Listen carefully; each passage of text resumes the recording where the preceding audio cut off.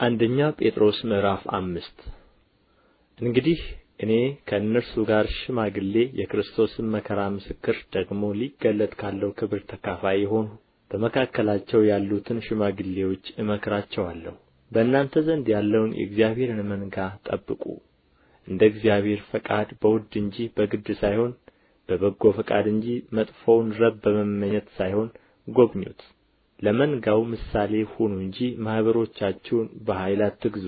የእረኞችም አለቃ በሚገለጥበት ጊዜ የማያልፈውን የክብርን አክሊል ትቀበላላችሁ። እንዲሁም ጎበዞች ሆይ ለሽማግሌዎች ተገዙ። ሁላችሁም እርስ በርሳችሁ እየተዋረዳችሁ ትሕትናን እንደ ልብስ ታጠቁ። እግዚአብሔር ትዕቢተኞችን ይቃወማልና ለትሑታን ግን ጸጋን ይሰጣል።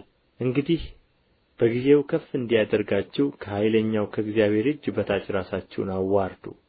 እርሱ ስለ እናንተ ያስባልና የሚያስጨንቃችሁን ሁሉ በእርሱ ላይ ጣሉት። በመጠን ኑሩ፣ ንቁም። ባላጋራችሁ ዲያብሎስ የሚውጠውን ፈልጎ እንደሚያገሣ አንበሳ ይዞራልና።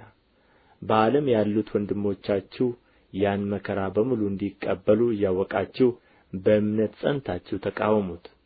በክርስቶስ ኢየሱስ ወደ ዘላለም ክብሩ የጠራችሁ የጸጋ ሁሉ አምላክ ለጥቂት ጊዜ መከራን ከተቀበላችሁ በኋላ ራሱ ፍጹማን ያደርጋችኋል፣ ያጸናችሁማል፣ ያበረታችሁማል።